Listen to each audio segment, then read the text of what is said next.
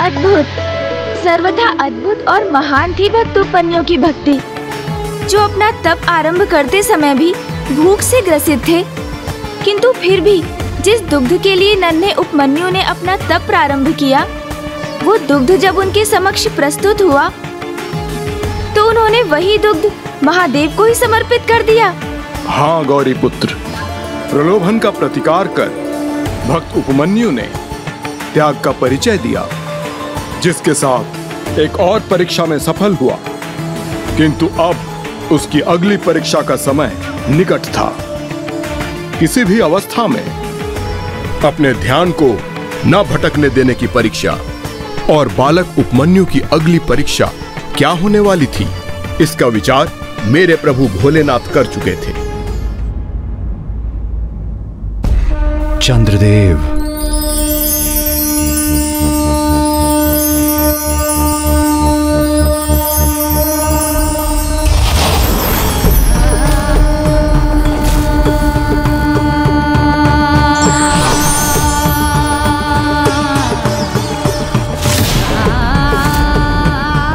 भक्त उपमन्यु, अपने तप से जागृत होकर देखो, तुमने अपनी तपस्या से कैसा अनूठा चमत्कार उत्पन्न किया है।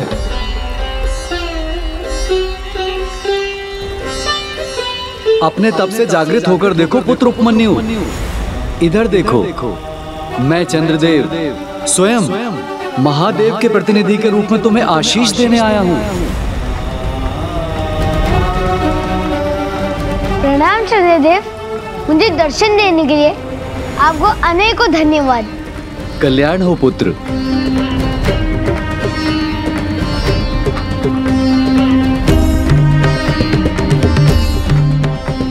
क्या है चंद्रदेव? अक्षय कलश है ये, जिसमें से दुग्ध प्रवाहित होना कभी भी समाप्त नहीं होगा।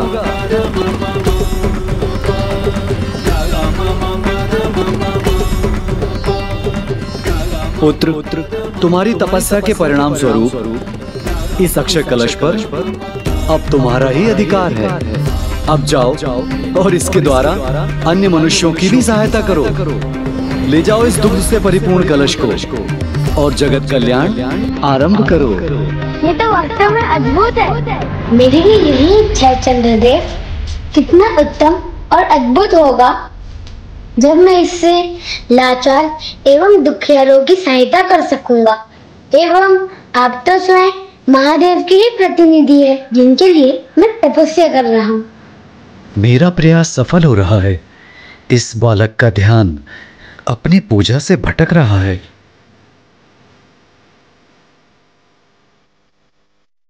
कितना उत्तम होता यदि मैं इससे लाचार दुखियारों की सहायता कर सकता, किंतु ये भी तो अनुचित है। इस प्रकार किसी को निवाला हाथ में देने से संसार की दरिद्रता नहीं घटेगी, अभी तो आलस्य ही बढ़ेगा, जिससे अंततः दरिद्रता बढ़ेगी ही। मेरी भी यही इच्छा है चंद्रदेव कि भविष्य में मैं स्वयं को जन कल्याण के प्रति समर्पित कर सकूं। किंतु अभी मेरे संपूर्ण ध्यान, मेरी बुद्धि, मेरी आत्मा मेरे प्रभु शिव पर ही केंद्रित है, और मैं ना तब तक अपने तप से विचलित होऊंगा और ना ही अपने तप स्थल से हटूंगा जब तक मेरे प्रभु मुझे दर्शन न प्रदान कर दे।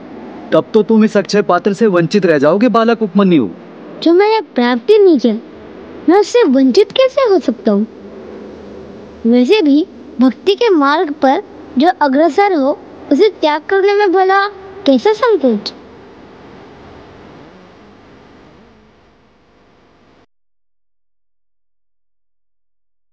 तुमने उचित कहा पुत्र।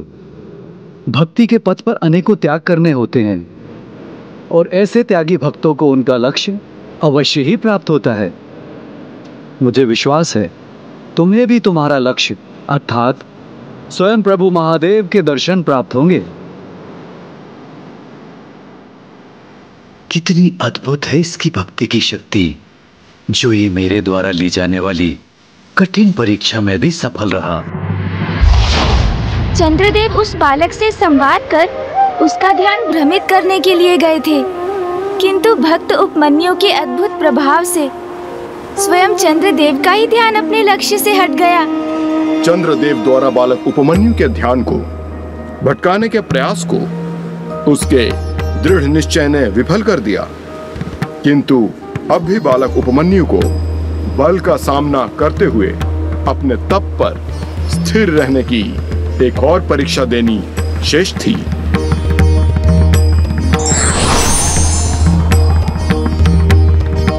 प्रभु, विफलता, प्रलोभन और उसके ध्यान बांटने के प्रयास का तो बालक उपमन्यु ने भली भांति सामना किया, किंतु क्या वो बल से उत्पन्न भय से विचलित हुए बिना रह सकेगा?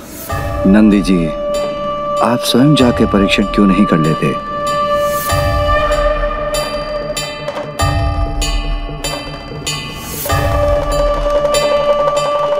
इस नन्हे भक्त के लिए आपके मन में क्या है प्रभु? नंदी जी के बल का सामना तो महान योद्धा भी नहीं कर पाते, फिर ये नन्हा बालक भला उनका सामना कैसे करेगा? मैं आपका आदेश समझ गया प्रभु। इस परीक्षा को और अधिक कठिन बनाने के लिए अब नंदी उस बालक के समक्ष अपने वास्तविक रूप में नहीं अपितु अन्य रूप में ही जाएगा। ओम नमः शिवाय, ओम नमः शिवाय, ओम नमः शिवाय, ओम नमः शिवाय, ओम नमः शिवाय, ओम नमः शिवाय, ओम नमः शिवाय, ओम नमः शिवाय,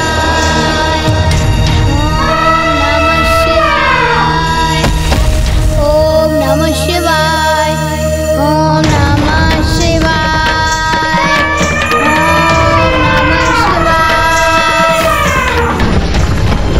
ओम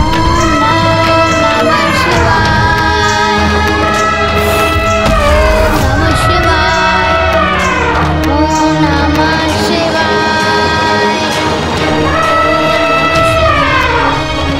अपने नेत्र खोलो बालक, रोको अपने इस तप को, क्योंकि अब स्वर्गलोक पर तुम्हारी तपोशक्ति का प्रभाव हो रहा है।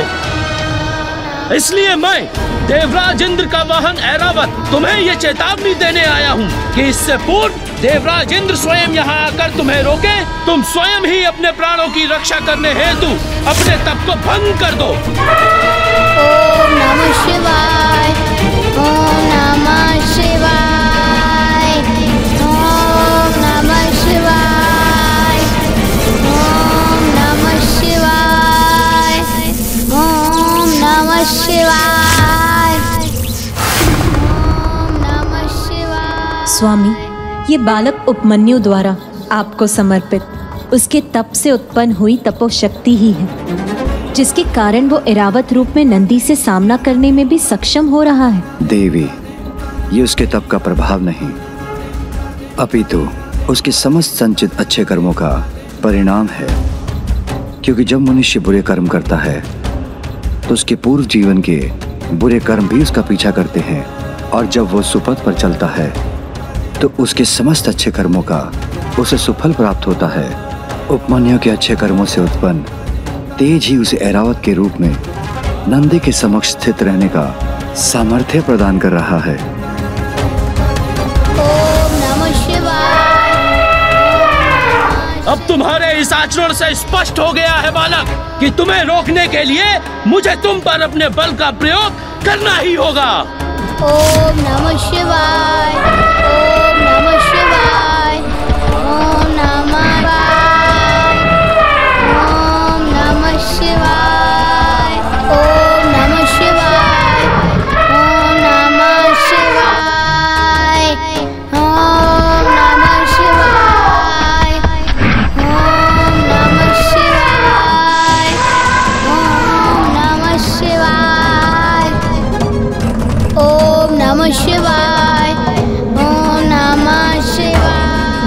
नमः शिवाय। ओम नमः शिवाय। ओम नमः शिवाय। ओम नमः शिवाय। ओम नमः शिवाय।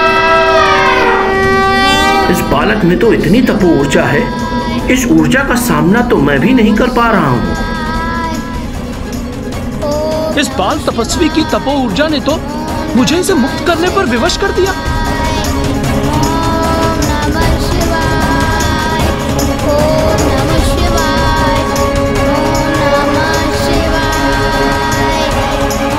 बालक, अपनी तपस्या रोक दोगे तो मेरे स्वामी देवराज इंद्र तुम्हें मनोवांछित वरदान देंगे।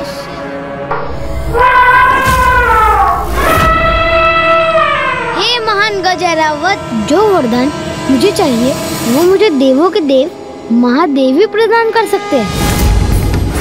अब मेरी इच्छा तो स्वयं उनके हाथों से दूध पान करने की है, जिसके पूर्व ना मैं अपना तप संपन्न करूंगा और ना ही अपने तप स्थल से हटूंगा। हे महान गजरावत, देवराज इंद्र के वाहन, मेरी तपस्या में विघ्न मत डालिए, अन्यथा आपकी शक्ति का उत्तर मुझे अपनी भक्ति की शक्ति से देना होगा। उचित है, फिर ऐसा ही हो। देखते हैं हम दोनों में से किसकी शक्ति सफल होती है।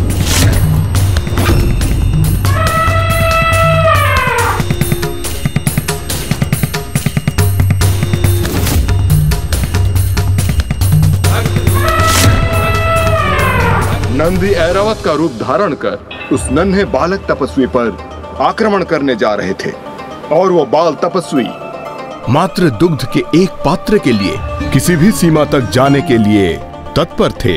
बालक उपमन्यु की अपने लक्ष्य के प्रति असाधारण निष्ठा है, फिर वो लक्ष्य मात्र दुग्ध का एक साधारण पात्र प्राप्त करने का ही क्यों ना हो, उसे प्राप्त करने हेतु वो तो सभी कष्टों और परीक्षाओं का सामना करने के लिए भी तत्पर है। जो लक्ष्य के प्रति बालक उपमन्यु की अटूट निष्ठा का सर्वोच्च उदाहरण है। किंतु कभी कभी ऐसी निष्ठा और दृढ़ता संकट भी उत्पन्न कर सकते हैं गौरीपुत्र।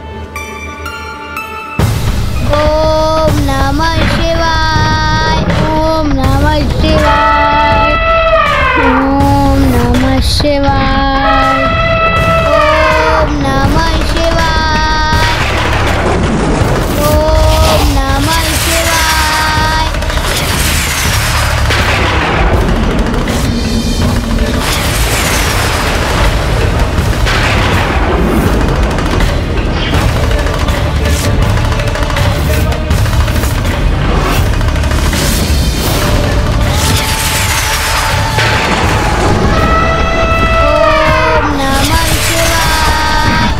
स्वामी, बालक उपमन्यु ने तो आपके अमोघ अस्त्र को उत्पन्न कर लिया है, जिसको रोक पाना तो असंभव है। इस वार के वार से तो कोई भी सुरक्षित नहीं, फिर नंदी जी इससे अपनी सुरक्षा कैसे करेंगे स्वामी?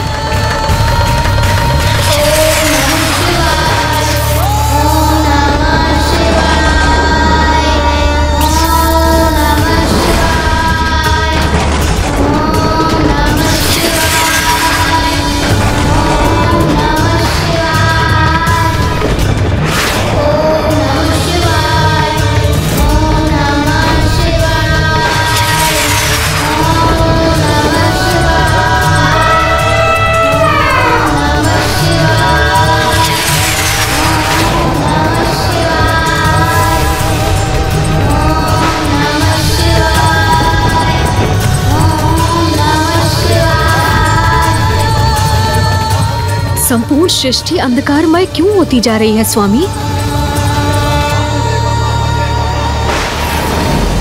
ये तो महादेव के अमोघ अस्त्र का प्रभाव है, जो समस्त संसार से उसका प्रकाश सोख लेता है।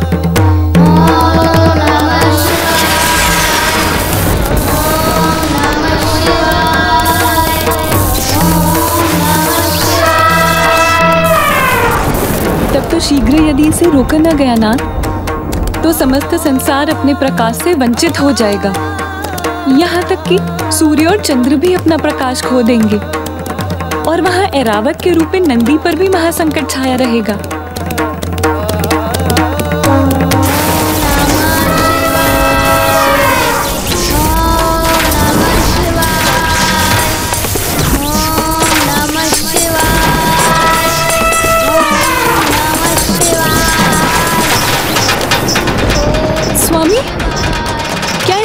अस्त्र को रोकने का कोई उपाय नहीं?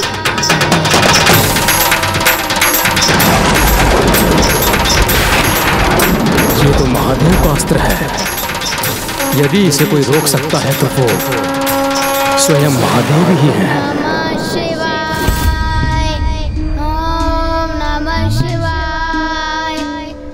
स्वामी, अब आपके हस्तक्षेप का समय आ गया है। हाँ देवी, ऐरावत के रूप में नंदी की रक्षा एवं बालक उपमन्यु की अंतिम परीक्षा लेने हेतु मुझे देवराज इंद्र का रूप धारण कर वहां प्रकट होना ही होगा। तब तो मैं भी देवी इंद्रानी अर्थात देवी शची के रूप में आपके साथ चलूंगी स्वामी।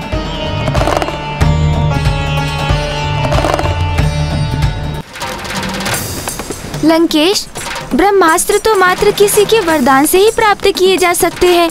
फिर बालक उपमन्यु ने अमोघ अस्त्र कैसे प्रकट कर दिया? गौरी पुत्र, व्यक्ति को उसके वर्तमान कर्मों का ही नहीं अपितु पूर्व कर्मों का फल भी मिलता है। ये बालक उपमन्यु के पूर्व कर्मों का ही फल था, जो वो समय आने पर अमोघ अस्त्र जैसे ब्रह्मास्त्र को प्रकट कर सका।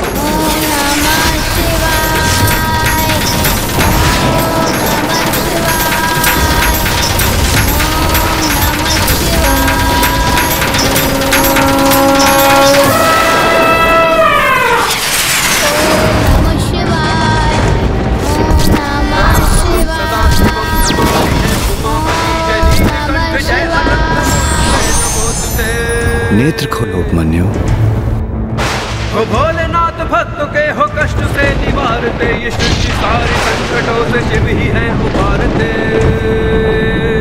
ओम नमः शिवाय, ओम नमः शिवाय, ओम नमः शिवाय, ओम नमः शिवाय, ओम नमः शिवाय, ओम नमः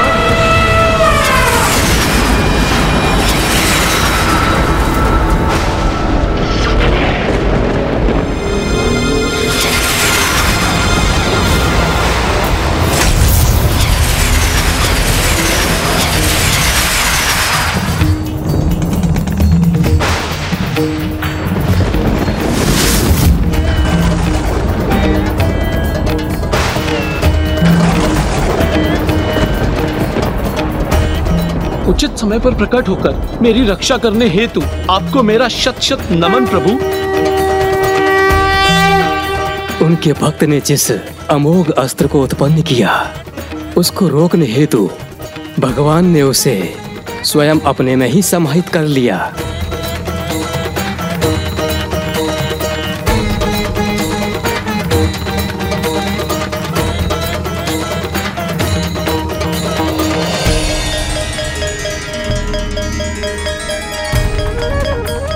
बालक, एक और तो तुम्हारे तप की ऊर्जा समस्त देवताओं को कष्ट पहुंचा रही है, और दूसरी ओर तुम इतने विनाशक अस्त्रों का प्रयोग कर रहे हो जिनसे समस्त सृष्टि का विनाश हो सकता है।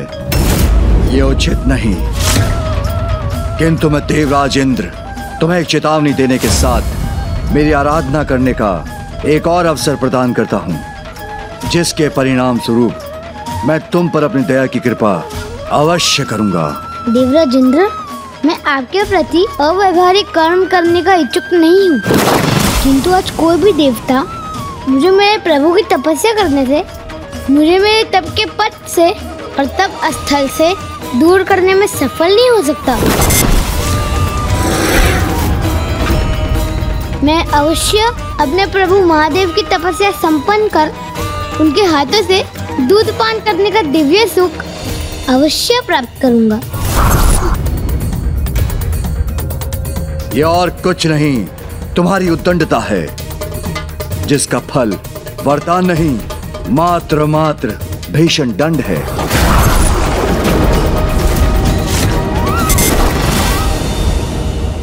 अर्थात अब तो भक्त और भगवान ही एक दूसरे के सम्मुख थे। हाँ गौरी पुत्र, प्रभु का क्रोध जागृत हो रहा था और ऐसी स्थिति उत्पन्न हो गई थी कि बालक उपमन्यु अपने तप के परिणाम स्वरूप किसी वरदान का नहीं अपितु महादंड का भागी बनने वाला था। लंकेश, भक्त उपमन्यु ने भेड़ियों से घिर जाने पर भय का उत्तर अपनी भक्ति से दिया और माता कामधेनु के द्वारा परीक्षा रूपी प्रलोभन का उत्तर श्रद्धा और निष्ठा से दिया। चंद्रदेव के द्वारा उनके ध्यान भटकाने के प्रयास का सामना उन्होंने अपने निश्चय की दृढ़ता से किया और नंदी जी के बाहुबल को अपने तपोबल से निरस्त किया।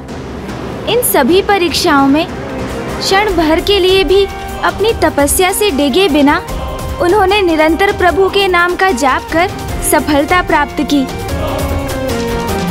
तो फिर उन्हें वरदान के स्थान पर दंड क्यों प्राप्त होने वाला था? आपके इस प्रश्न का उत्तर तो एकमात्र मेरे प्रभु शिव शंकर शंभु के पास ही था, क्योंकि मेरे प्रभु इंद्रदेव का रूप धारण कर वहाँ प्रकट हो गए थे। तो तुम क्या अपना दंड प्राप्त करने के लिए तैयार हो बालक? मुझे किसी दंड के लिए तैयार होने की कोई आवश्यकता नहीं। मुझे तो पूर्ण विश्वास है देवराज इंद्र, क्योंकि मेरे प्रभु भोलेनाथ मेरा कोई अहित नहीं होने देंगे। बालक, तुम्हारा ये विश्वास तुम्हारी भूल है, क्योंकि जगत पिता प्रभु भोलेनाथ तुम्हारे जैसे नन्हे बालक पर अपना समय कदापि व्यर्थ नहीं करेंगे। नहीं देवराज, भूल तो कदाचित आप कर रहे हैं, क्योंकि मेरी माँ ने मुझसे कहा था कि प्रभु शिव भोलेनाथ के पास तो अपने भक्तों के लिए अथाह समय है और जो भक्त उनके प्रति सत्य निष्ठा रखते हैं वो उनकी गुहार अवश्य सुनते हैं। मुझे तो पूर्ण विश्वास है कि वो अवश्य यहाँ प्रकट होकर मुझे दूध पान कराएंगे। कदाचित तुमने भोलेनाथ को कुछ अधिक ही भोला समझ लिया है बालक, और अब तुम उनके भोलेपन का लाभ उठाना चाहते हो। अपनी तपस्या के परिणाम स्वरूप उनसे कोई महान वरदान प्राप्त करने की लालसा है तुम्हें। देवराज, मैं उनसे कोई अनुचित लाभ उठाने नहीं आया हूँ। मेरा तब तो मात्र उन्हें प्रसन्न करने के लिए है। और जहाँ तक दूध पान का प्रश्न है, इतना तो एक पुत्र अपने पिता से अवश्य मांग सकता है।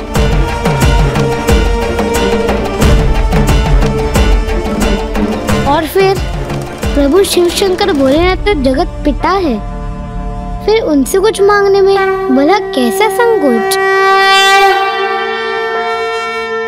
इतनी छोटी आयु में कितना अद्भुत विवेक है बालक उपमन्यु का। प्रभु के प्रति इस बालक की भक्ति देखकर तो मैं भी धन्य हो गया।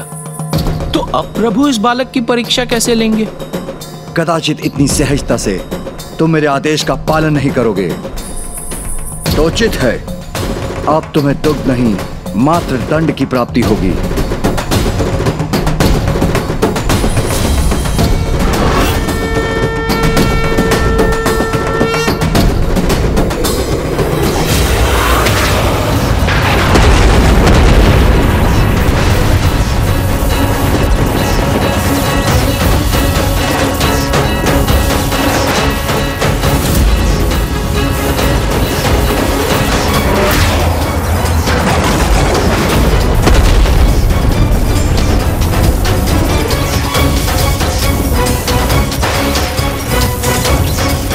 भीषण विद्युत तरंगों का कैसा भयावह प्रहार है ये।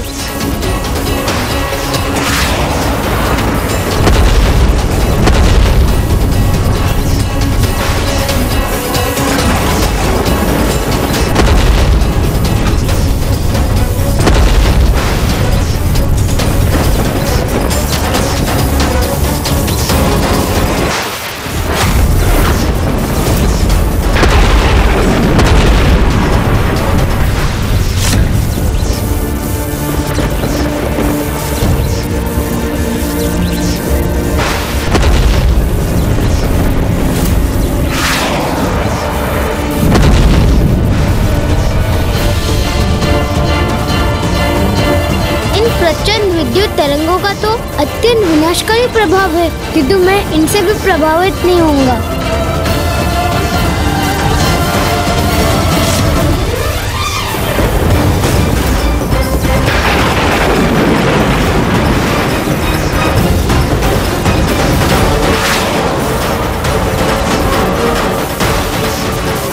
इन विद्युत तरंगों के भयंकर प्रभाव से भयभीत होकर मैं अपनी तपस्या कदापि भंग नहीं करूंगा।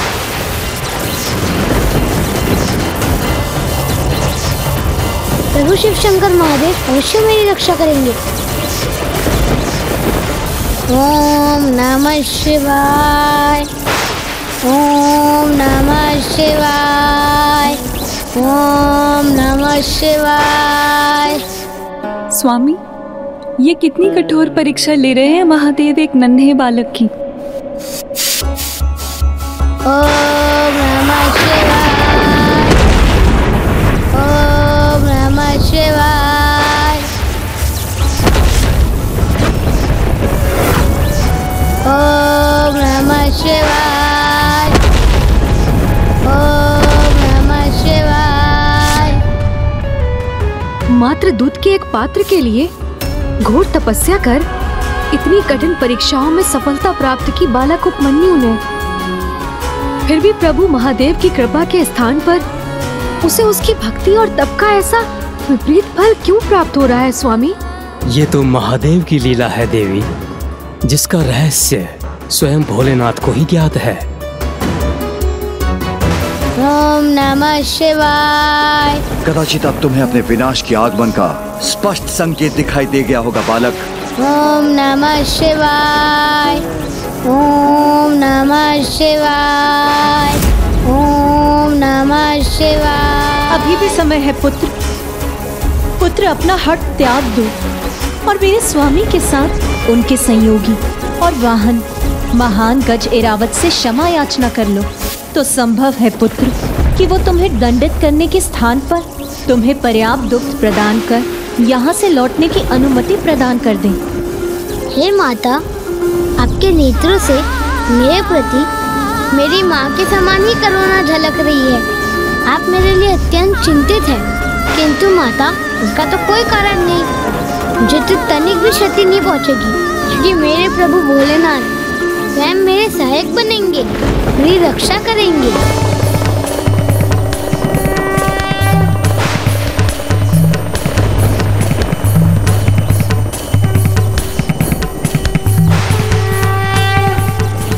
धन्य है तुम्हारी भक्ति और निष्ठा प्रभु के प्रति उपमन्यु।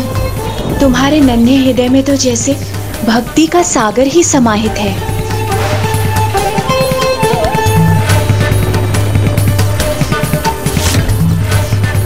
किंतु प्रभु तो कदाचित अभी इस बालक की और प्रतीक्षा लेने के इच्छुक है।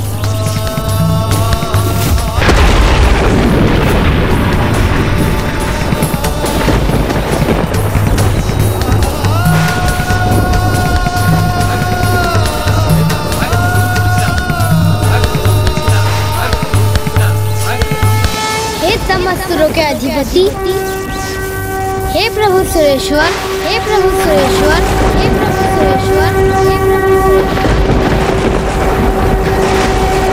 हे प्रभु सुरेश्वर, प्रभु सुरेश्वर, प्रभु सुरेश्वर, प्रभु सुरेश्वर, प्रभु सुरेश्वर।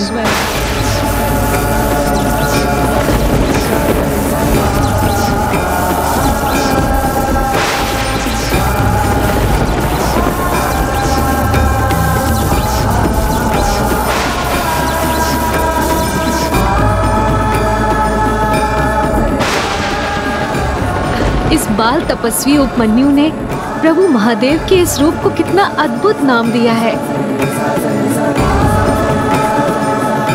अब जब इस नन्हे बालक ने महादेव को एक नवीन नाम से पुकारा है, तो क्या महादेव प्रसन्न होकर इस नन्हे भक्त को इसका मनोवांछित वरदान देंगे?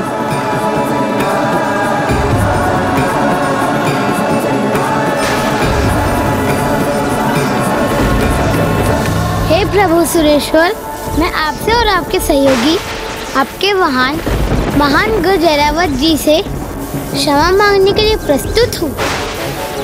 उचित कार्य में कोई विलंब किए बिना अपनी इच्छा से अथवा अज्ञानतावश की गई अपनी किसी भी भूल के लिए आपसे क्षमा मांगता हूँ। तो अंततः इस बालक ने अपने जीवन पर छाए महासंकट से भयभीत होकर अपने घुटने टेक ही दिए।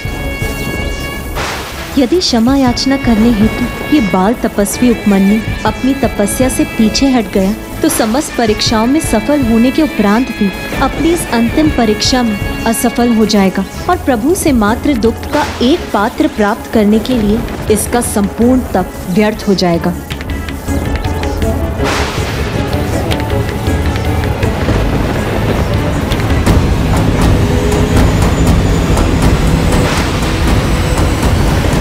प्रभु सुरेश्वर, मैं आपसे और आपके सहयोगी आपके महान गज ऐरावत जी से क्षमा मांगने के लिए प्रस्तुत हूँ। उचित कार्य में कोई विलंब किए बिना अपनी इच्छा से अथवा अज्ञानतावश की गई अपनी किसी भी भूल के लिए आपसे क्षमा मांगता हूँ।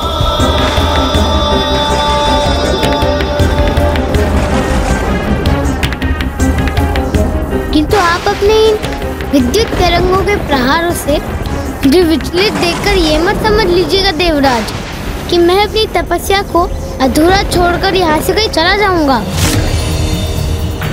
अपनी भूलों के लिए क्षमा याचना अवश्य करूंगा मैं, किंतु अपने मार्ग से कदापि नहीं हटूंगा।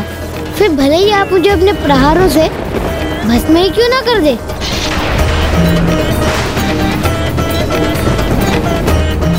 इस बालक का साहस अत्यंत सराहनीय है। मुझे चिंता है कि बालक उपमन्यु के इन वचनों से कहीं महादेव क्रोधित न हो जाए। बहुत चेतावनियां दे चुका हूं मैं तुम्हें बालक। ये अब मेरा अंतिम प्रहार होगा जो कदापि अपने लक्ष्य से नहीं चूकेगा।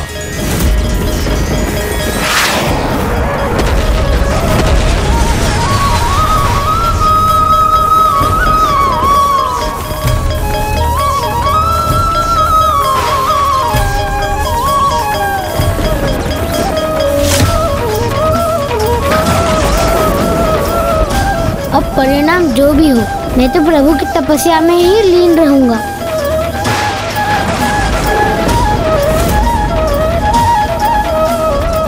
मुझे ज्ञात है स्वामी बालक उपमन्यु की परीक्षा ही ले रहे हैं, किंतु फिर भी इसका कष्ट मुझसे सहन क्यों नहीं हो रहा है।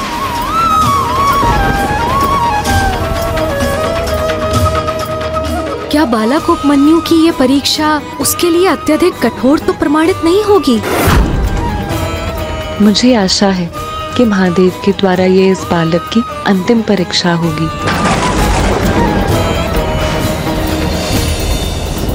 ओम नमः शिवाय, ओम नमः शिवाय, ओम नमः शिवाय, ओम नमः शिवाय, ओम नमः शिवाय, ओम नमः शिवाय। देवराज की ये विद्युत शक्ति प्रभु भोलेनाथ की शिवलिंग पर प्रहार करने जा रही है, किंतु ये कैसे संभव है? अपनी शक्ति से कोई प्रभु की शिवलिंग को क्षति पहुंचाने का प्रयास कैसे कर सकता है?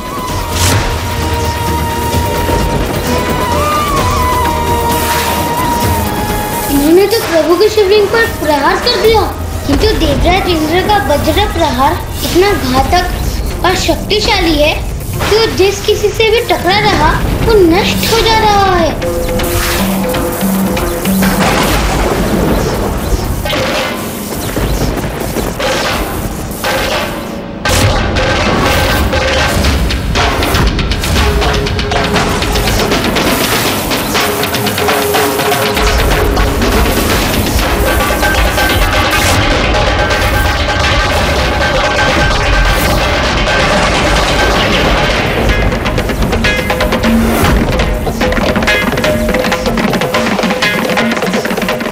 नहीं, प्रभु की शिवलिंग को मैं कोई क्षति नहीं पहुंचने दूंगा।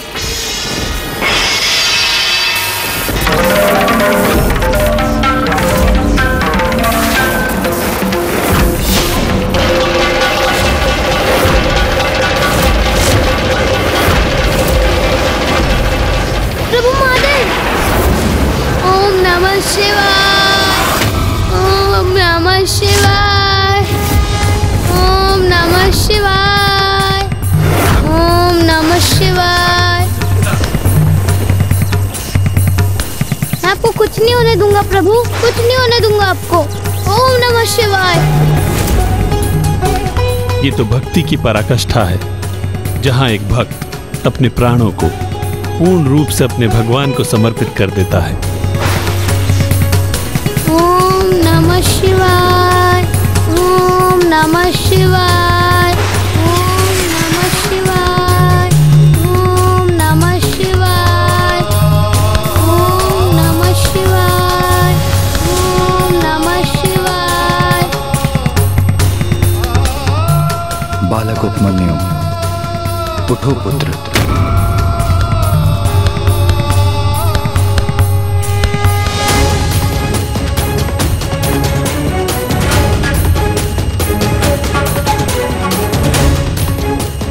ये विद्युत तरंगे अब अपने मूल स्थान से लुप्त हो गई है, अर्थात मेरे प्रभु की शिवलिंग अब सर्वथा सुरक्षित है।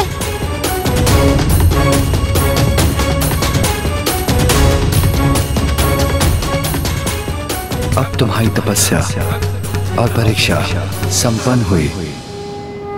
उठो और देखो कौन है तुम्हारे समक्ष। देखो वत्स, तुम्हारे प्रभु, तुम्हारे शिव है तुम्हारे समक्ष, तुम्हारे शिव है तुम्हारे समक्ष।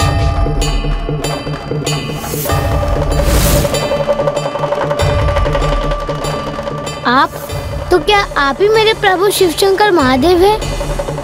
हाँ पुत्र, मैं ही तुम्हारा प्रभु शिव हूँ। वो शिव जो ऐसे अद्भुत भक्त को पाकर धन्य है।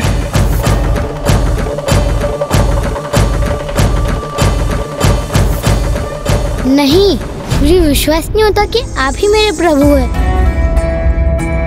क्योंकि मेरे माँ के वर्णन के अनुसार तो महादेव त्रिशूल धारण करते हैं। उनके साथ सदा नंदी जी उपस्थित रहते हैं, किंतु आपके साथ तो ये महान गजरावत और माता सची हैं। इसलिए अब तो सुरेश्वर अर्थात देवराज इंद्र ही है। अवश्य आप मुझे प्रसन्न कर मेरी तपस्या रोकने हेतु ही स्वयं को प्रभु शिव पुकार रहे हैं।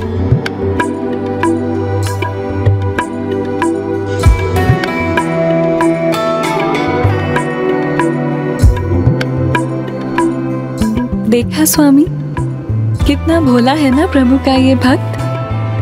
इस नन्हे भक्त की अत्यंत कठोर परीक्षा ली थी भोलेनाथ ने। अब कहीं ये बालक ही उनकी परीक्षा न लेने लगे। माँ ने मेरे प्रभु शिव शंकर का वर्णन किया था मुझसे। नागराज वासुकी उनके कंठ के आभूषण हैं, अपने मस्तक पर त्रिपुंड लगाते हैं, उनकी जटाएं रुद्राक्ष माला से बंधी हैं, और जिन्होंने स्वयं चंद्रमा को अपनी शीश पर धारण किया है वही है मेरे प्रभु जगत पिता महादेव। उनके साथ सदा माँ पार्वती रहती हैं, जो शक्ति स्वरूपा भी है और सौम्यता की प्रतीक भी। नंदी जी जो उनके वाहन हैं, सदा मेरे महादेव के साथ ही रहते, और गण भी उनके सहयोगी के रूप में मेरे प्रभु महादेव के साथ ही रहते हैं।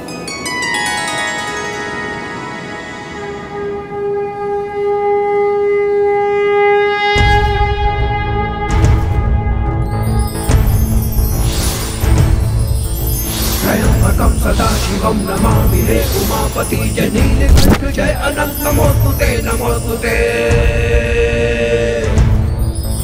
हो भोलेनाथ भक्तों के हो कष्ट से निवारते, सारी संकटों से शिव ही है उबारते। ओम नमः शिवाय, ओम नमः शिवाय, ओम नमः शिवाय, ओम नमः शिवाय, ओम नमः शिवाय, ओम नमः शिवाय, ओम नमः शिवाय, ओम नमः शिवाय, ओम नमः शिवाय।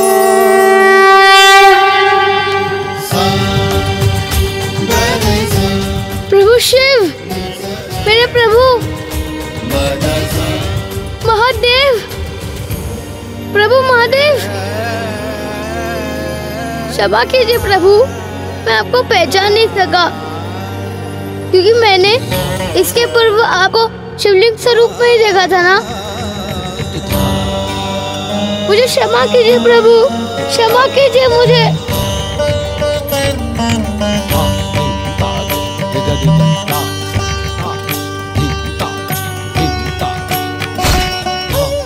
कल्याण हो पुत्र।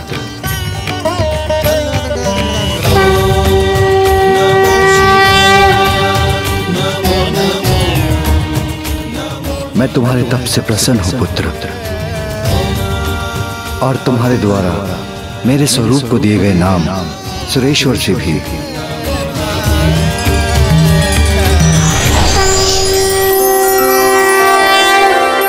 ओम नमः शिवाय, ओम नमः शिवाय, ओम नमः शिवाय, ओम नमः शिवाय।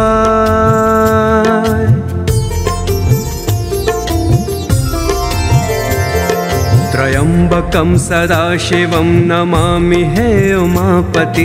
जनीलकंठ जय अनंत नमोस्तुते नमोस्तुते। आज से मेरा ये अवतार सुरेश्वर नाम से विख्यात होगा।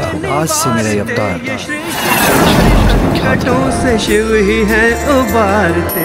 ओम नमः शिवाय, ओम नमः शिवाय, ओम नमः शिवाय। पुत्र उपमन्यु, तुम अपनी समस्त परीक्षाओं में सफल हुए हो और तुमने संसार के समक्ष इसका उच्च उदाहरण प्रस्तुत किया है कि सत्य और धर्म का मार्ग कठिन अवश्य होता है, किंतु यदि कोई इस मार्ग की बाधाओं अर्थात प्रलोभन, ध्यान के भटकाव के उपाय, बल के प्रभाव और संकट के आभास आदि पर विजय पाकर अपने मार्ग पर स्थिरता से अडिग रहता है तो अपने लक्ष्य पर अवश्य पहुंचता है, फिर भले ही उसका लक्ष्य स्वयं ईश्वर ही क्यों न हो।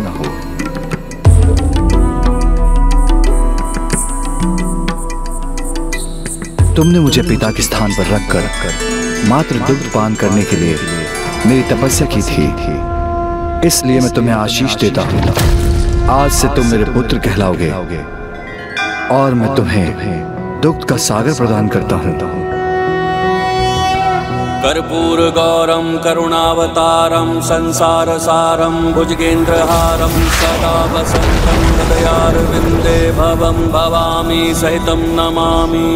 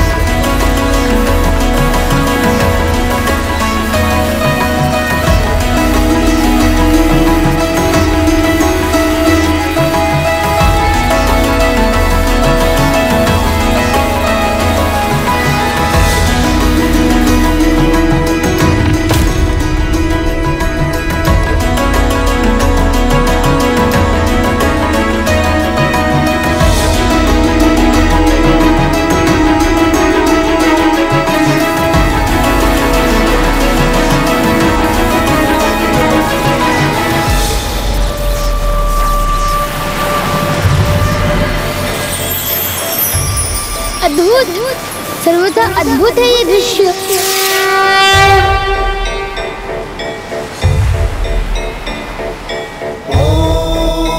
आज से तुम इस क्षीर सागर के स्वामी हो पुत्र उपमन्यु, और आज से असंख्य गोमाता तुम्हारे संग रहेंगी। पुत्र, आज तुमने ये सिद्ध कर दिया कि एक निष्ठा भक्ति से मनुष्य कुछ भी प्राप्त कर सकता है।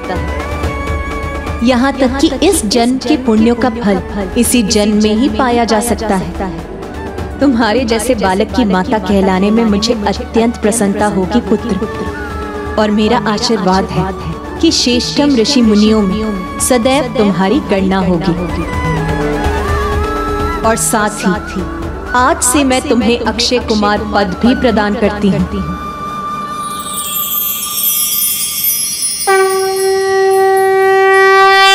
भक्त उपमन्यु, तुम सदैव पूर्ण निष्ठा से भक्ति के मार्ग पर अडिग रहे। यदि किसी ने तुम्हारे समान धर्म पथ पर अडिग रहकर मेरे प्रभु महादेव की पूजा की, तो मैं उसे सभी बाधाओं से संघर्ष कर उन पर विजय प्राप्त करने की शक्ति अवश्य प्रदान करूंगा। हर हर हर हर हर हर हर हर महादेव। प्रभु, माता, नंद जी, आप सभी ने अपनी कृपा स्वरूप जो कुछ भी मुझे प्रदान किया है, उसके लिए आपको कोटि कोटि धन्यवाद। किंतु अभी मेरी तपस्या पूर्ण नहीं हुई, इसलिए मुझे वो फल प्राप्त नहीं हुआ जिसकी मैंने कामना की थी।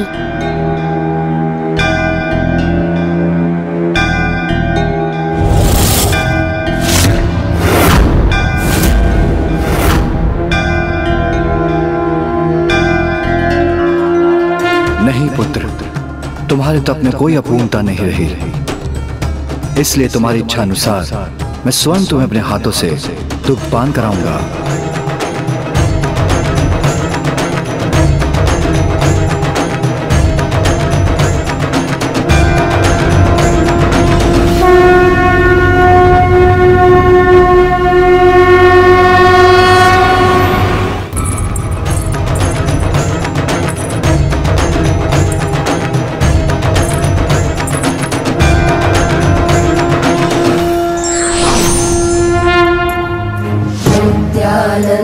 करे वराभयकरे सौंदर्य रत्नाकरे निर्दोता किल घोर पावन करे प्रत्यक्ष माहेश्वरे जालेयाचल वंश पावन करे काशीपुराधीश्वरे भिक्षां देहि कृपावलम्बन करे मातान्नपूर्णेश्वरे नानारत्न विचित्र भूषण करे हेमाम्बराडम्बरे मुक्ताहार विलम्बमान विलसन् वक्षोजकुम्भेश्वरे पूर्वी सर्वजनेश्वरी भगवती मातान्नपूर्णेश्वरी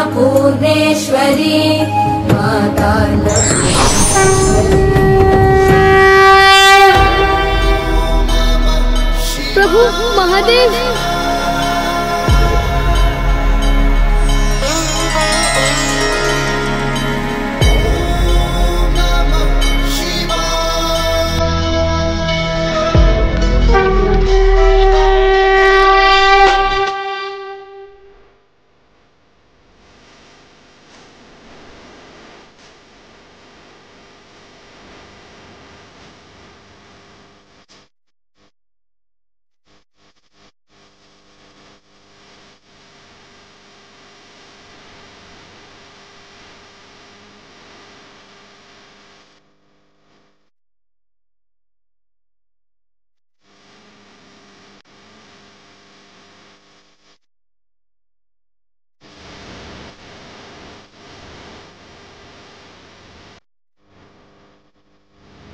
आओ पुत्र।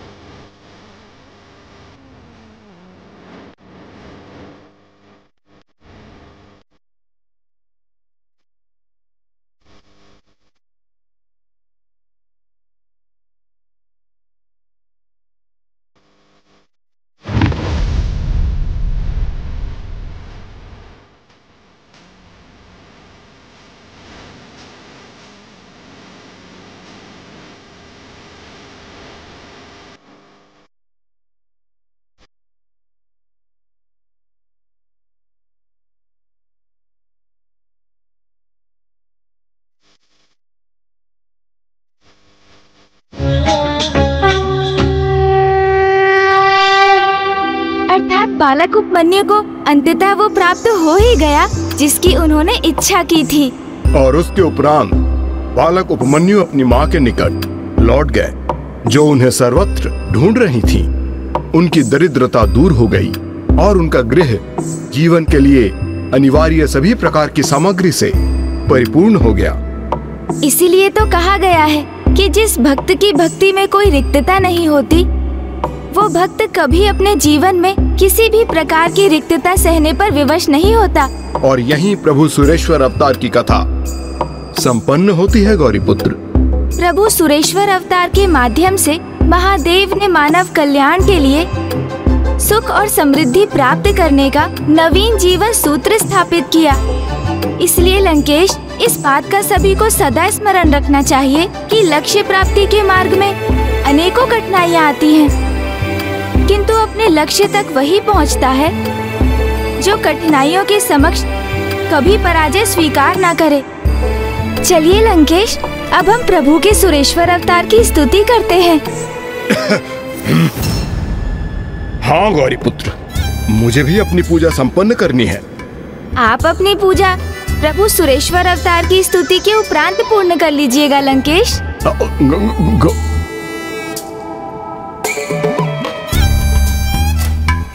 प्रभु सुरेश्वर को स्वयं से रुष्ट होने का कोई कारण नहीं देना चाहिए मुझे।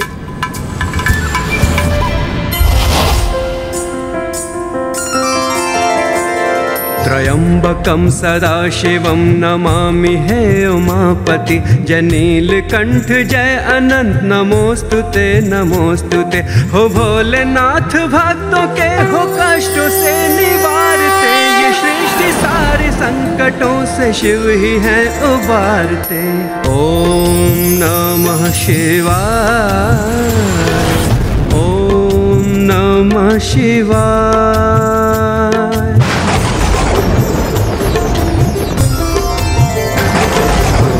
हुए उपमन्यु जब तो मारने उनको चले, तब भक्ति देख शिव जी अपने वास्तविक रूप में मिले। क्षीर सागर और परम भक्ति का पद दे दिया, सुरेश्वर बन के प्रेम भावना को प्रदर्शित किया। ओम नमः शिवाय, ओम नमः शिवाय, ओम नमः शिवाय, ओम नमः शिवाय।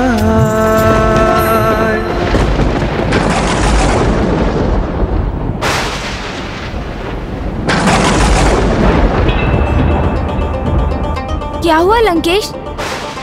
प्रभु ने हमें अपने दिव्य दर्शन का लाभ क्यों नहीं प्रदान किया? कदाचित आपकी स्तुति में कोई अपूर्णता रह गई होगी गौरीपुत्र।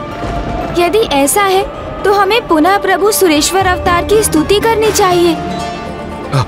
नहीं नहीं गौरीपुत्र, उसकी कोई आवश्यकता नहीं है, क्योंकि प्रभु ने भले ही हमें प्रत्यक्ष दर्शन ना प्रदान किए हों, किंतु यहाँ के वातावरण में आए परिवर्तन तो इसका प्रमाण है गौरीपुत्र कि आपकी स्तुति उन तक पहुंच गई है और उन्होंने उसके परिणाम स्वरूप हमें आशीर्वाद भी दिया है।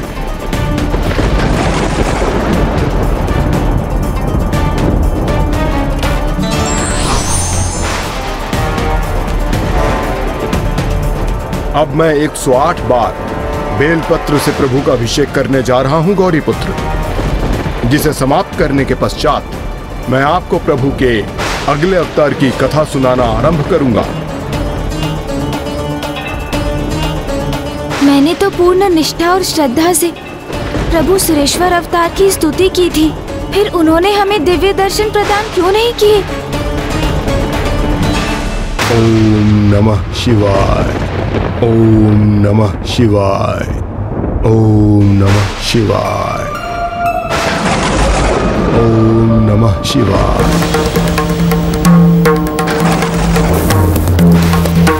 ओम नमः शिवाय, ओम नमः शिवाय,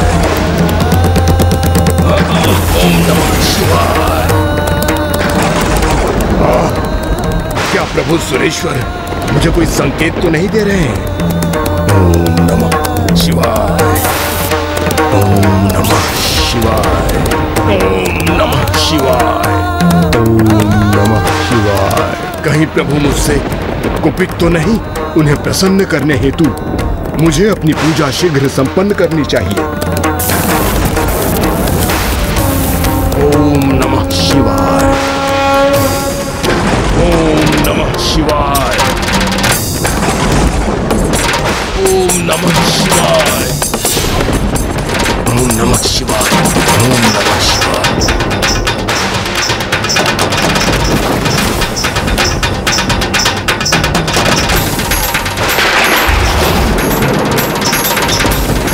प्रभु सुरेश्वर,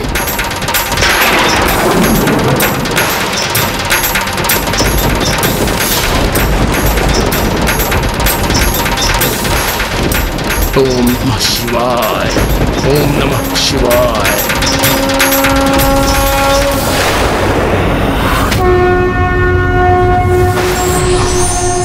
ओम नमः शिवाय। प्रणाम प्रभु सुरेश्वर। ओम नमः शिवाय।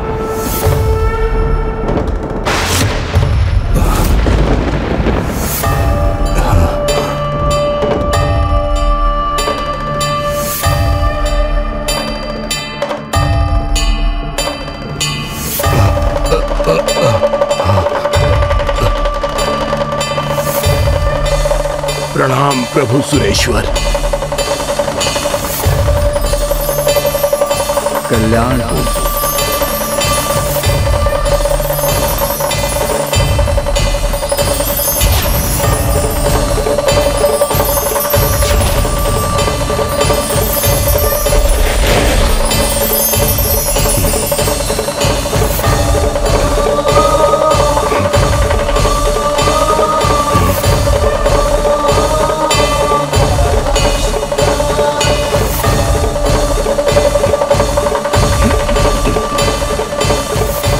ये कैसी लीला है प्रभु आपकी।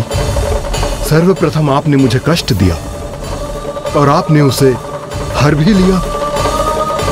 बाधाओं के उत्पन्न होने पर भी तुमने एकनिष्ठ रहकर अनुशासन से अपनी पूजा संपन्न की और तुम इसी प्रकार अपना अनुष्ठान नियमित रूप से कर रहे हो। तुम्हारे इसी अनुशासित अनुष्ठान के कारण मैं तुम्हें प्रभु महादेव के आत्मलिंग के साथ आगे बढ़ने की अनुमति दे रहा हूं लंकेश।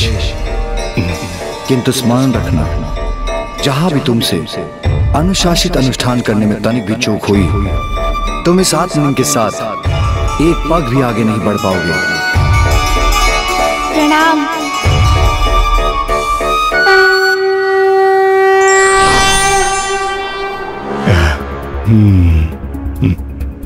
क्या हुआ लंकेश, आप इतने आनंदित क्यों हैं?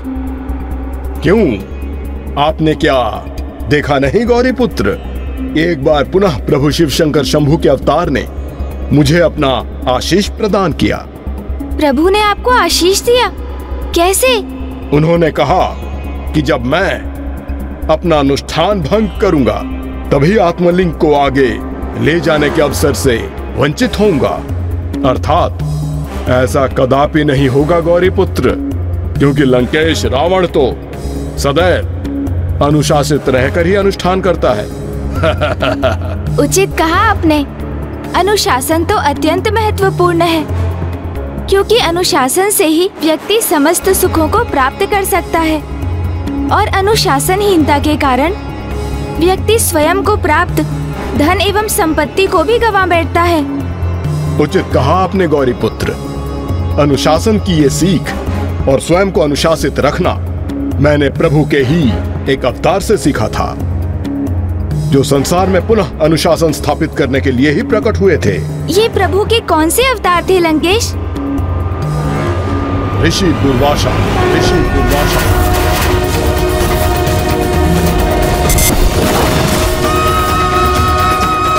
ऋषि दुर्वासा? वो भी प्रभु महादेव के अवतार हैं? हाँ गौरी पुत्र, और जब संसार में अनुशासन स्थापित होने की आवश्यकता उत्पन्न हुई तभी उनकी कथा भी आरंभ हुई।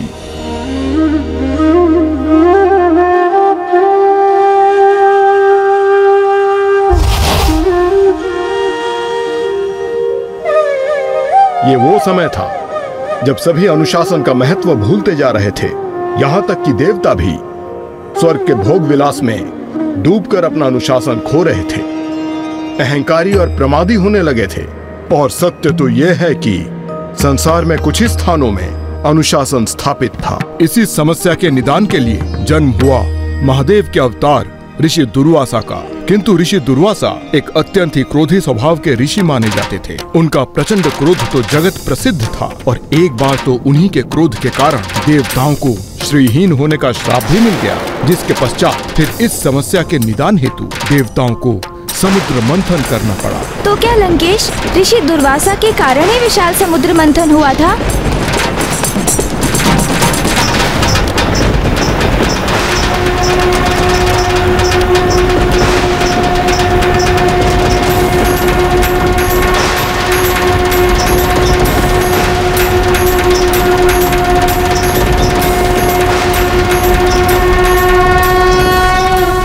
हाँ गौरी पुत्र, यही कथा अब मैं आपको सुनाने जा रहा हूँ।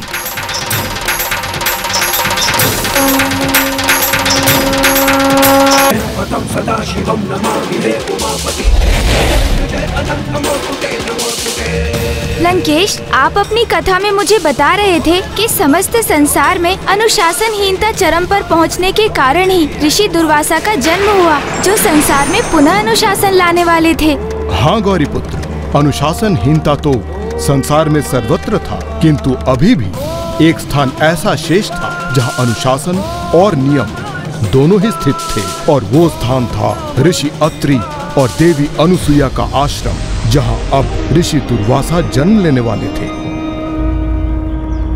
ओम नमः शिवाय। ऋषि अत्रि और उनकी अर्धांगिनी देवी अनुसुईया बड़े अनुशासन के साथ अपना जीवन यापन कर रहे थे। सूर्यदेव भले ही किसी दिवस अपनी दिनचर्या आरंभ करने में विलंब कर दें, किंतु ऋषि दंपति वो कभी भी किसी भी कार्य में कोई विलंब नहीं करते थे। ऋषि दधीची महादानी थे और ऋषि शिलाद विकार रहित थे, इसलिए उन्हें प्रभु महादेव के अवतारों के पिता होने का सौभाग्य प्राप्त हुआ। तो क्या ऋषि अत्रि और उनकी अर्धांगिनी माता अनुसुईया अपने अनुशासन के कारण इस महान पुण्य के भागी बने? प्रभु के ऋषि दुर्वासा अवतार का अधिक श्रेय तो माता अनुसुईया को ही जाता है, किंतु एकमात्र अनुशासन ही उनका श्रेष्ठ गुण नहीं था। महानतम तपस्वियों में भी उनकी गणना थी, क्योंकि उन्होंने ऋषियों के तप के विघ्नों को दूर करने हेतु 10 सहस्त्र वर्षों की दीर्घ अवधि के लिए तपस्या की थी। और चित्रकूट में 10 वर्षों के अकाल के समय, जब भूख प्यास से मनुष्य एवं जीव जंतुओं के जीवन संकट में आ गए थे, तब माता अनुसुईया ने अपने घोर तप के तपोबल से उस भीषण अकाल में भी भूख प्यास मिटाने वाले फल और कंद मूल उत्पन्न कर दिए थे।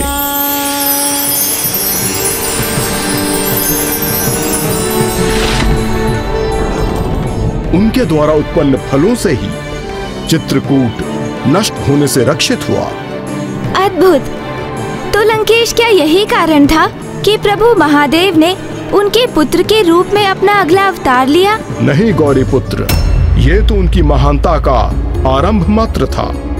उनका सर्वश्रेष्ठ गुण था उनके द्वारा एक निष्ठा से पतिव्रत धर्म का पालन करना, जिसके कारण वो मात्र महादेव के अवतार की ही नहीं, अपितु ब्रह्मदेव एवं श्री हरि नारायण के अवतारों की माता बनी। इतना ही नहीं, तीनों त्रिदेवियां उनके समक्ष पराजय स्वीकार करने पर विवश भी हुई थी।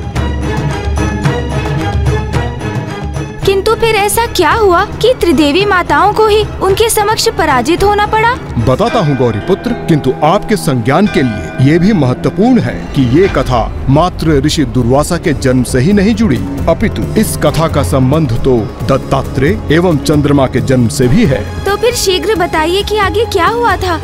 त्रिदेवी माताओं को माता अनुसुईया के समक्ष क्यों और कैसे विवश होना पड़ा था? एक ऐसी स्पर्धा में जिसके उत्प्रेरक देवर्षि नारद थे। देवर्षि नारद? हाँ गौरी पुत्र, चित्रकूट में माता अनुसुईया के चमत्कार के उपरांत उनकी ख्याति तीनों लोकों में गूंज उठी थी। इसलिए देवर्षि नारद उनके दर्शन करने ऋषि अत्रि के आश्रम पहुंच गए और जब वो वहां से लौटे तो माता अनुसुईया के धर्मपरायणता से इतने प्रभावित थे कि उनका ही नाम और उनका ही गुणगान था उनकी जिह्वा पर। किंतु उन्हें यह ज्ञात नहीं था कि उनके द्वारा माता अनुसुईया का निरंतर गुणगान उनके और त्रिदेवियों के मध्य एक गहरा भेद उत्पन्न करने वाला था। नारायण नारायण। प्रणाम माते। कल्याण है देवर्षि। आप तीनों भूलोक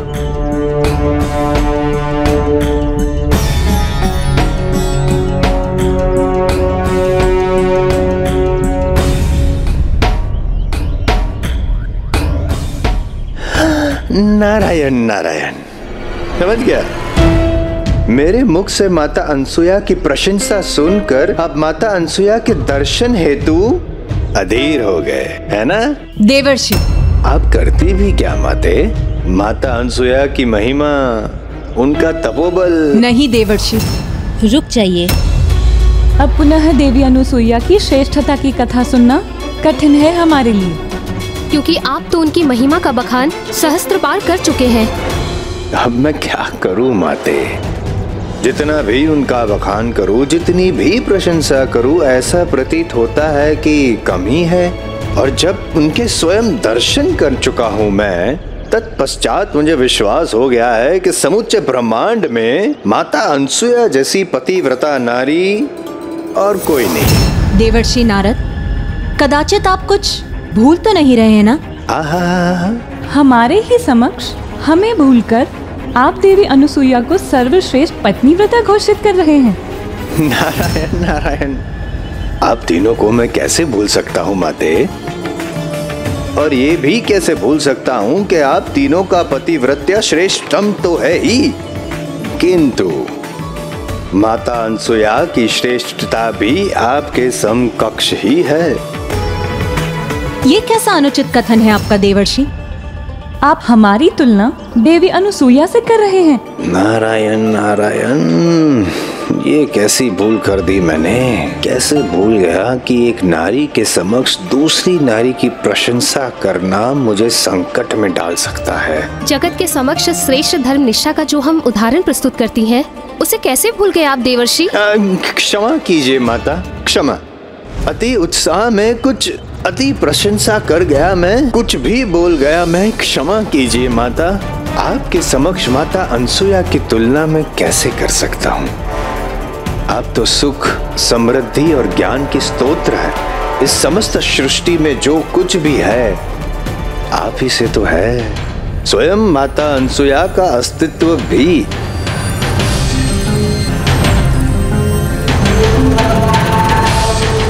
देवर्षि नारद ने तो अपना पक्ष अत्यंत शीघ्र परिवर्तित कर लिया। माता अनुसुईया की प्रशंसा करते करते वो त्रिदेवी माताओं की प्रशंसा भी करने लगे।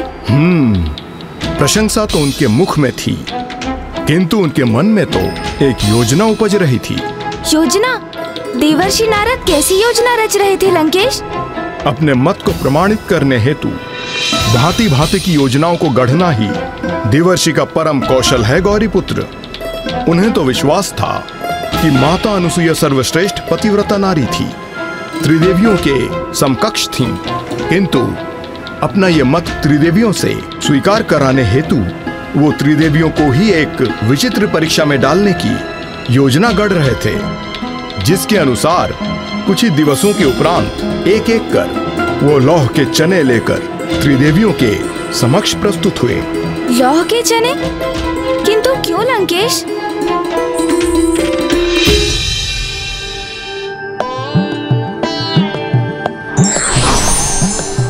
राम माते।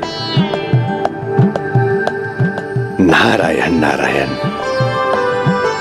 माते, अनेक दिवसों से आपके हाथों के स्वादिष्ट पकवान का आनंद प्राप्त नहीं हुआ।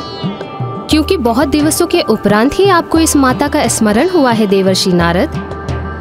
इन दिवसों तो आप मात्र देवी अनुसुईया के ही गुणगान में व्यस्त रहते हैं। ना ना ना ना नारायण नारायण, ऐसा कुछ नहीं है माते, ऐसा कुछ नहीं है। सत्य तो ये है माँ कि भूख लगते ही आपका सर्वाधिक प्रिय पुत्र आपके पास अर्थात संसार में अपनी सर्वाधिक प्रिय माता के पास चला आया। ये चने हैं, यदि आप इसे उबाल दें। अवश्य देवर्षि। किंतु किसी भी दिव्य शक्ति का प्रयोग किए बिना। माते, आप चने उबाल के रखिए, मैं संध्या वंदन करके आता हूँ। नारायण नारायण।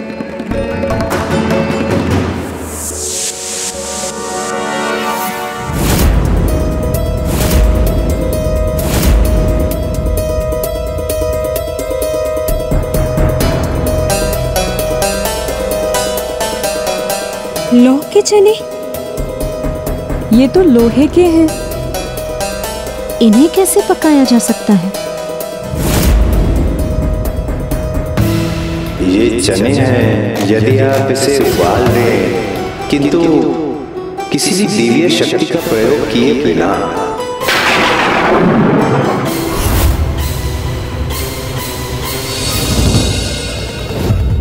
देवर्षि नारद ने बड़ी ही चतुराई का प्रदर्शन किया ना लंकेश।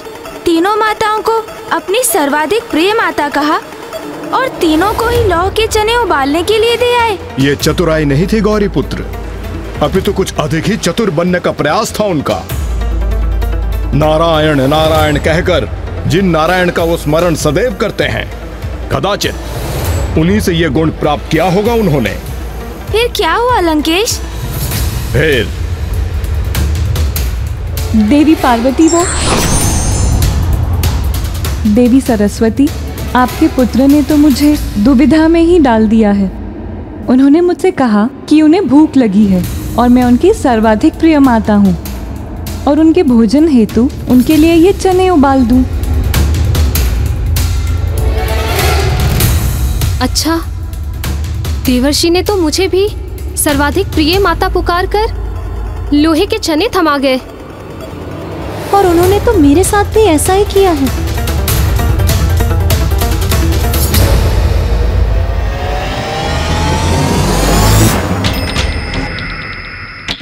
कदाचित सत्य तो ये है कि हम तीनों को उन्होंने कहा अवश्य, किंतु हम तीनों में से कोई भी उनकी सर्वाधिक प्रिय माता है नहीं। वो तो मात्र हमसे इतना चाहते थे कि हम उनके लिए ये लोहे के चने उबाल दें। किंतु ये कैसे संभव है देवी? कदाचित हमारा पुत्र देवर्षि नारद हमारी ही परीक्षा ले रहे हैं। किंतु वो है कहाँ? हमें तो वो केवल मुख से ही माता सर्वाधिक प्रिय माता पुकारते हैं, किंतु जिन्हें वो अपने मन से वास्तव में सर्वाधिक प्रिय माता समझते हैं और जिनके गुणगान गाते वो थकते नहीं, उन्हीं के पास गए होंगे देवर्षि नारद। अर्थात वो देवी अनुसुईया के पास गए हैं।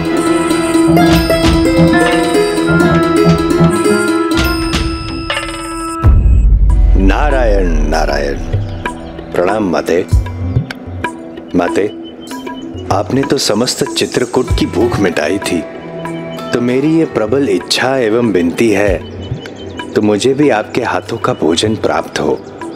अवश्य देवर्षि, ये तो मेरा परम सौभाग्य होगा, क्योंकि आपने मुझे माता पुकारा है और माता का कर्तव्य होता है अपने पुत्र को भोजन प्रदान करना।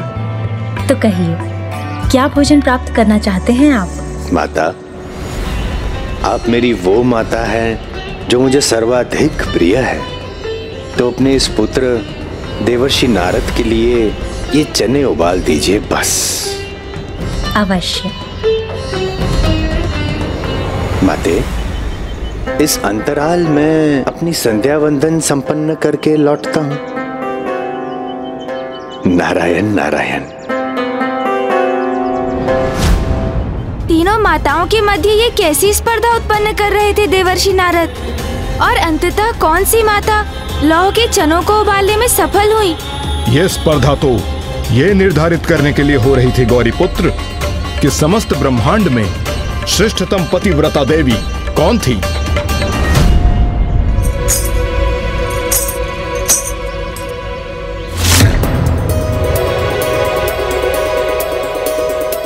आप तो संध्या वंदन करने गए थे ना देवर्षि नारद?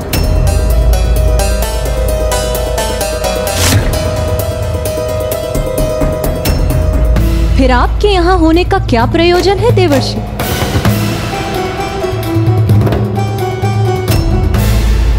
वो भी आपके सर्वाधिक प्रिय माता देवी अनुसुईया के आश्रम के निकट।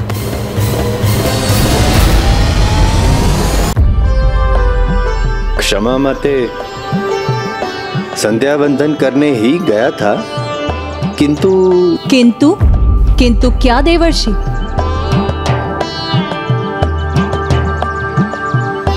किंतु संध्या वंदन के पूर्व, संध्या वंदन के पश्चात, मध्य में विश्राम हेतु रुक गया था मैं। और आपके विश्राम का स्थान था देवी अनुसुईया का आश्रम।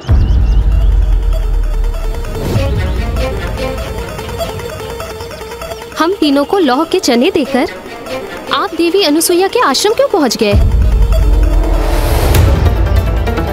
और हमसे ये कैसी अनुचित अपेक्षा थी आपको कि हम आपके लिए ये लौह के चने उबाल देंगी?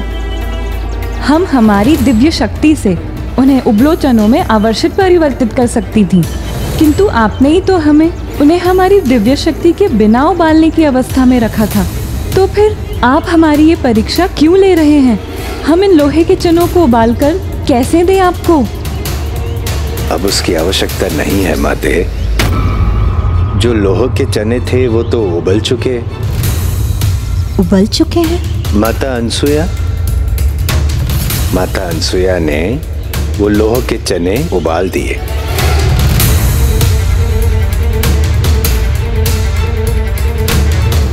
ये कैसे संभव है?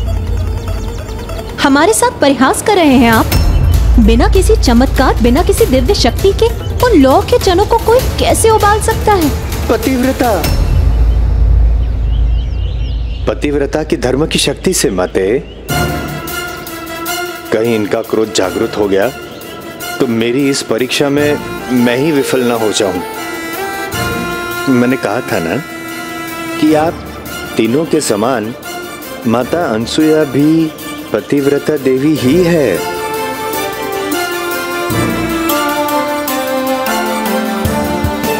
नहीं, विश्वास नहीं हो रहा है माते। किंतु आपको इतना तो विश्वास है ना माते कि मैं आपसे असत्य कथन तो नहीं करूंगा, ना ही असत्य वस्तु दिखाऊंगा। तो जो सत्य है वही दिखा रहा हूं माते।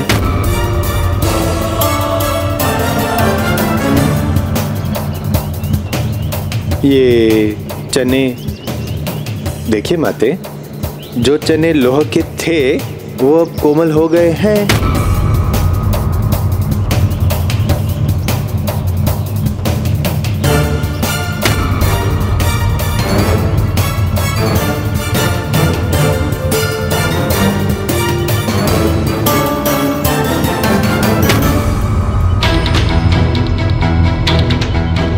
अत्यंत आश्चर्य की बात है।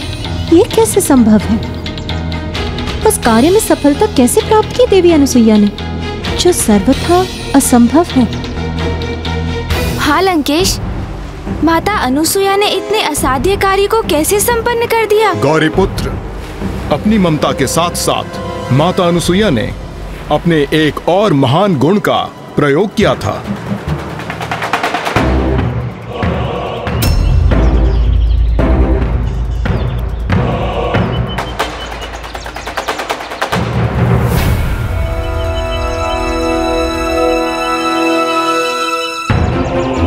माता अनसुया इन लोह के चनों को देखकर अवश्य स्तब्ध रह जाएगी।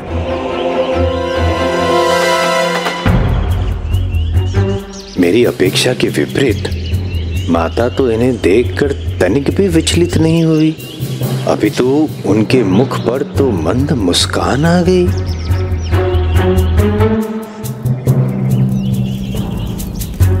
स्वामी,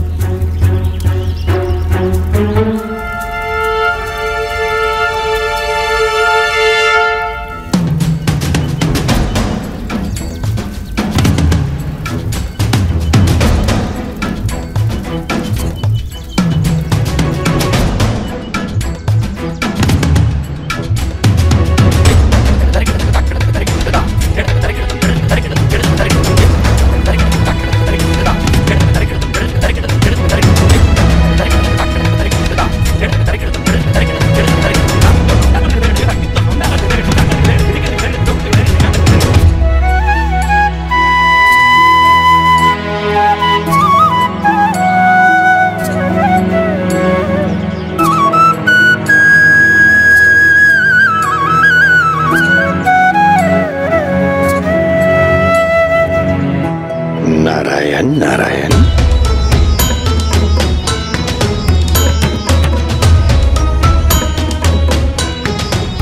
माता के पतिव्रता होने का ये प्रथम एवं अत्यंत उत्तम उदाहरण है। अपने स्वामी के आने के पूर्व ही उनको उनके आने का आभास हो गया। और उतना ही नहीं, गृह प्रवेश करने से पूर्व ही माता स्वयं जल का पात्र लेकर उनके चरण धोने के लिए प्रस्तुत हो गई। नारायण नारायण। लीजिए स्वामी, जल ग्रहण कीजिए।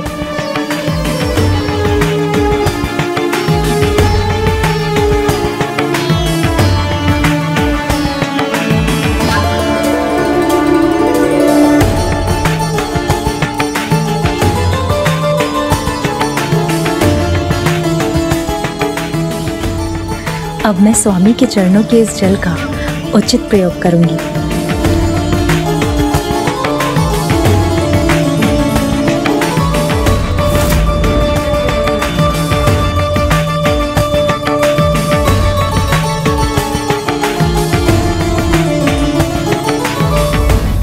हे प्रभु, इस पतिव्रता की लाज रखिएगा,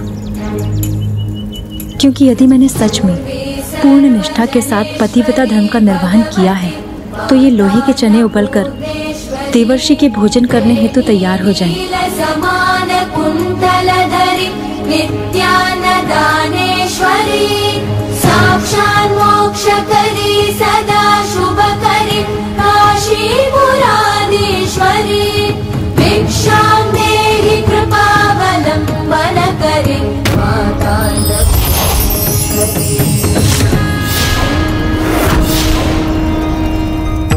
मुझे शीघ्र अपना संध्या वंदन पूर्ण कर इन दिव्य चनों का आहार करने के लिए लौटना चाहिए। अर्थात माता अनुसुया ने अपने पतिव्रत धर्म की श्रेष्ठतम शक्ति को प्रमाणित कर दिया।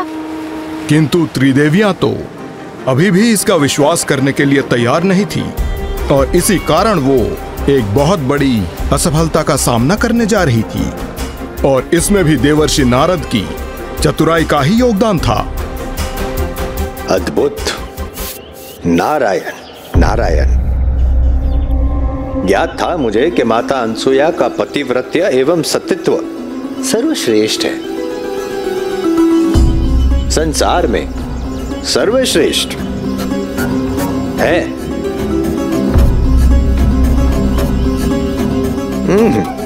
ये लोग चने थे, अब कोमल चने हैं। अति स्वादिष्ट, अति उत्तम, आनंददायक।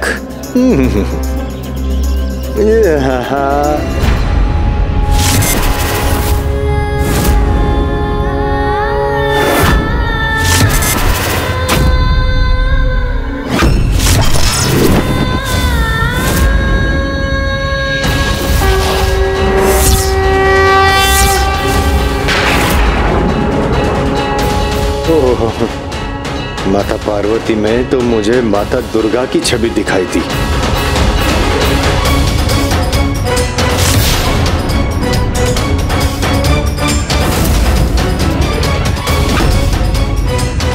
नारायण नारायण। इतना प्रसन्न होने की क्या आवश्यकता थी मुझे। अब तीनों माताएं एक साथ मुझसे रुष्ट हो गई हैं। इनके क्रोध का भागी बना तो मेरी रक्षा कोई नहीं कर सकेगा।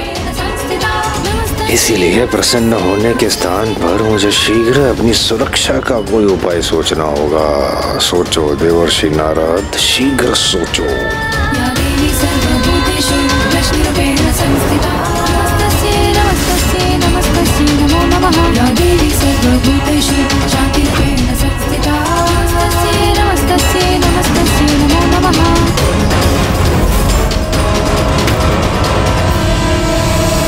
क्षमा क्षमा माते, क्षमा माता। मैं अबोध बालक हूँ, अज्ञानी बालक हूँ, आपका प्रिय बालक हूँ। कदाचित इसीलिए माता अनसुया के पतिव्रत धर्म की महिमा और तपोबल से मैं प्रभावित हो गया। क्षमा कीजिए और कृपया एक कार्य कीजिए। आप स्वयं ही माता अनसुया के पतिव्रता धर्म की परीक्षा ले लीजिए।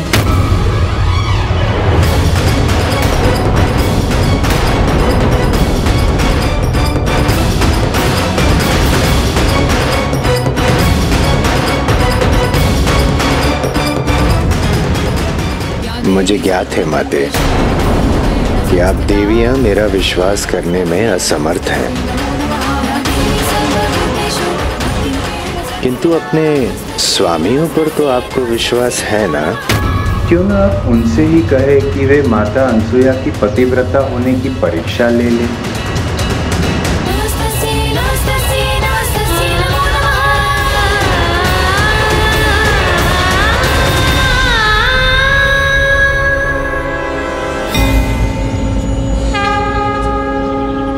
उचित उपाय सूझ गया है मुझे। तो लंकेश अनुसुया माता की परीक्षा लेने के लिए सत्य में तत्पर थी, और यदि ऐसा था तो क्या तीनों प्रभु भी उसके लिए प्रेरित हो गए थे? गौरी पुत्र, यदि त्रिदेवी कुछ करने की ठान लें तो त्रिदेव उसे कैसे अस्वीकार कर सकते हैं? आपको ऐसा करना ही होगा स्वामी। आपको वहां जाकर देवी अनुसुईया से निर्वाण दान मांगना ही होगा। निर्वाण दान मांगना ही होगा। निर्वाण दान मांगना ही होगा। निर्वाण भिक्षा अर्थात वस्त्रहीन होकर एक भिक्षुक को दान देना। आप इसकी गंभीरता क्यों नहीं समझ रही हैं देवी? एक पतिव्रता स्त्री के लिए ऐसा करना असंभव है। यही तो देखना है स्वामी। उनकी पत्नी व्रता, उनके सतीत्व की ही तो परीक्षा है ये। देवर्षि नारद के अनुसार उनके पतिव्रता धर्म में निष्ठा सर्वश्रेष्ठ है, कदाचित हम त्रिदेवियों से भी अधिक, और हम इसकी सत्यता की परीक्षा लेना चाहते हैं।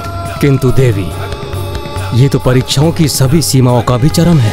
वास्तविक परीक्षा तो चरम पर पहुंचकर ही होती है, क्योंकि यदि उन्होंने आपको भिक्षा देना स्वीकार किया तो अपने पतिव्रत धर्म से भटक जाएंगी, और यदि उन्होंने ऐसा नहीं किया तो वो अपनी तपोशक्ति खो देंगी। किंतु ये परीक्षा मात्र एक परीक्षा तक ही सीमित नहीं रहेगी, क्योंकि जिस परीक्षा के परिणाम स्वरूप साक्षात ईश्वर के दर्शन प्राप्त हो, वो तो एक वरदान स्वरूप ही होती है।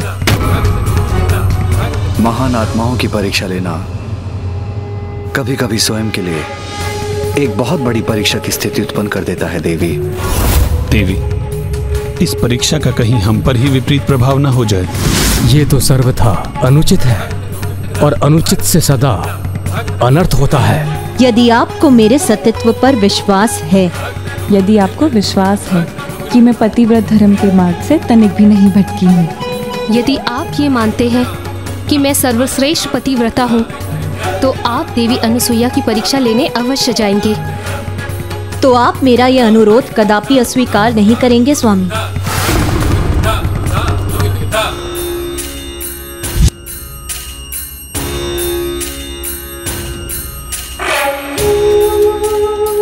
देवी, मेरी दृष्टि में आप सदैव सर्वश्रेष्ठ थी, और सदा सर्वश्रेष्ठ ही रहेंगी आप। आपकी श्रेष्ठता पर मुझे तनिक भी संदेह नहीं है देवी, इसलिए आपका यह निवेदन मैं अवश्य स्वीकार करूंगा।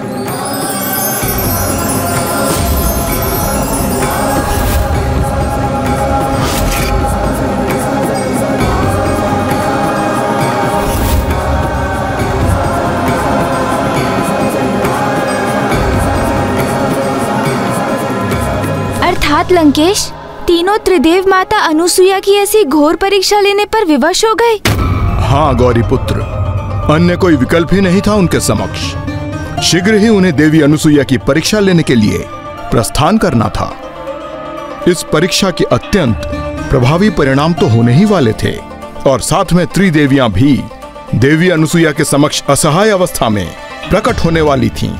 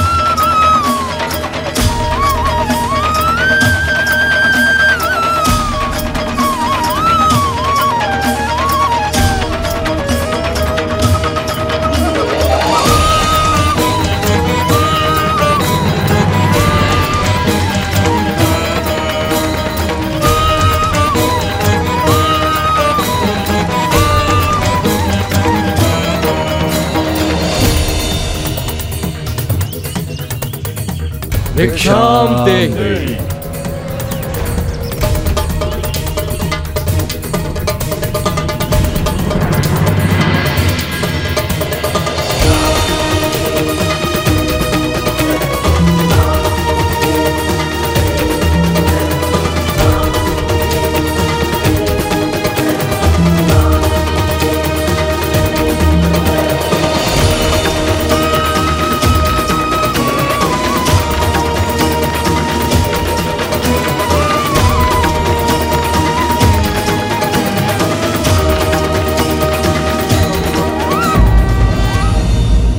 व्यक्ति यदि स्वयं सक्षम ना हो तो उसका दूसरों की परीक्षा लेना भी कभी कभी उसे महासंकट में भी डाल सकता है।